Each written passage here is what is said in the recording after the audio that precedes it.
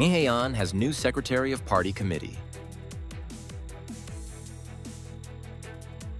U.S. China de-escalate trade tensions. Stimulating consumer demand, a driving force for year-end growth. Hello everyone, you're watching today's news on NTV channel. My name is Đăng. Let's get started. On November 11, Nghệ An Provincial Party Committee held a conference to announce the Politburo decisions on personnel work. The Politburo assigned an appointed comrade, Nguyễn Thị Minh Khai, to join the party executive committee, the Provincial Party Standing Committee, and hold the position of Secretary of Nghệ An Provincial Party Committee, term 2025-2030. In his acceptance speech, the new Secretary of the Nghệ An Provincial Party Committee, Truyen expressed his honor and pride of being trusted and assigned the great responsibility by the Politburo to be the head of the Nghệ An Provincial Party Committee during a new development phase.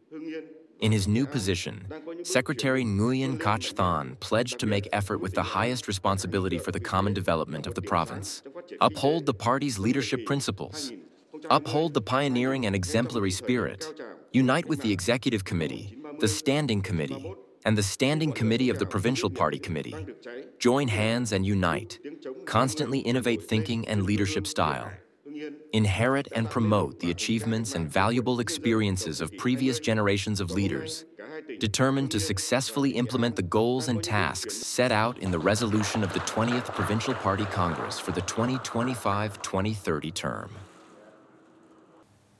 The United States and China have continuously taken steps to cool down the trade tensions, temporarily halting tariffs and port fees, while at the same time easing import-export restrictions for 1 year.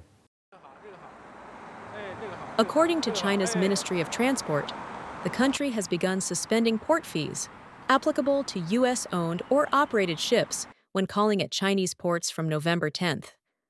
On the same day, in order to implement recent agreements between the two countries, China's Ministry of Commerce said it had added several fentanyl precursors to the list of controlled exports to the U.S., Mexico, and Canada.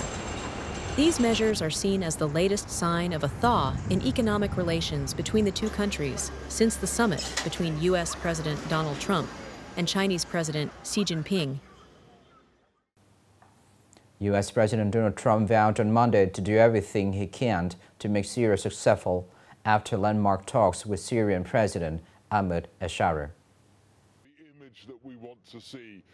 Speaking to reporters, Trump praised Shara as a strong leader and voiced confidence in him. Trump affirmed that the U.S. will do everything to make Syria successful. During the Syrian leader's visit to Washington, the two sides agreed on many important issues, including the U.S. suspending comprehensive sanctions on Syria for at least 180 days and supporting the security agreement between Israel and Syria. In addition, Syria also agreed to integrate the Kurdish-led Syrian Democratic Forces into the Syrian army. Syria also agreed to join the U.S.-led coalition to fight the Islamic State. The landmark visit took place just days after the U.S. removed al-Shara from the terrorist list. Coming up next are some updated news. With the advantage of strategic location and increasingly complete industrial park infrastructure, Nghệ An is becoming the destination of many large FDI corporations in the world. In the first 10 months of 2025, Nghệ An attracted 19 new FDI projects with a total registered capital of more than 301 million USD and adjusted the capital increase of 15 projects, bringing the total new and increased FDI capital to nearly 1 billion USD. Many large projects were invested in VSIP and WHA industrial parks, focusing on smart technology, electronic component manufacturing, and green urban areas. The province shifted to promoting in-depth investment, prioritizing the fields of renewable energy, new materials, semiconductors, and Industry 4.0. In 2025, Nghệ An will expand 4 new industrial parks with 760 hectares of clean land, meeting the needs of investors. Nghệ An's goal is to develop green, high-tech industry while ensuring a balance between economic growth, the environment, and social security.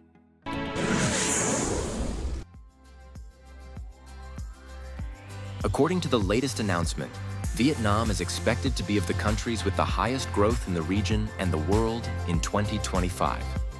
Merchandise trade in the first 10 months of the year reached about $762.4 billion USD, up 17.4% over the same period. Exports in the first 10 months increased by 16.2%. A report also showed that Vietnam is emerging as a next-gen trade hub in the ASEAN region, thanks to strong export growth and attracting new supply chains. This is good news for the Vietnamese economy, especially in the context of many uncertainties in the global economy.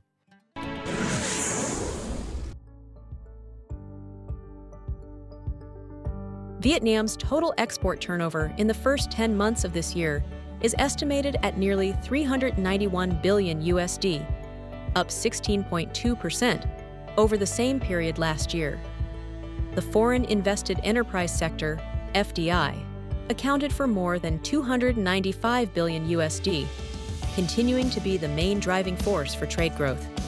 The group of computers, electronic products, and components continued to hold the #1 position, reaching more than $87.2 billion USD, up 47.9% over the same period.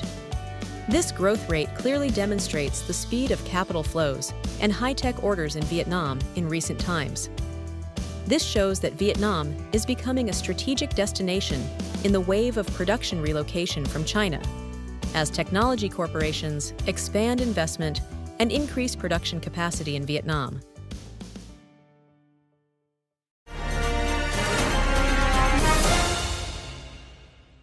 The end of the year is a busiest time for the commodity market. To increase buying power, many businesses are launching stimulus programs such as keeping prices stable, offering more product options, expanding sales channels, and improving customer service. These efforts are becoming important drivers of economic growth in the final months of the year. After the VAT reduction policy was extended until the end of 2026, the prices of many items at this supermarket have decreased significantly. Featured products have been flexibly adjusted with many forms of sales, helping to increase purchasing power, with year-end revenue increasing by nearly 20% compared to the beginning of the year. For customers with high-value orders, we will offer gifts to incentivize them to make more purchases. Many businesses are expanding their markets and adjusting competitive prices to stimulate demand and restore production. For this enterprise, product consumption determines growth and budget contribution, so the unit focuses on surveying consumer demand to offer suitable products and prices. We consistently offer a diverse range of packaging and labeling, creating a fresh brand identity. Importantly, we have also collaborated with distributors on a plan to ensure timely product delivery to our customers.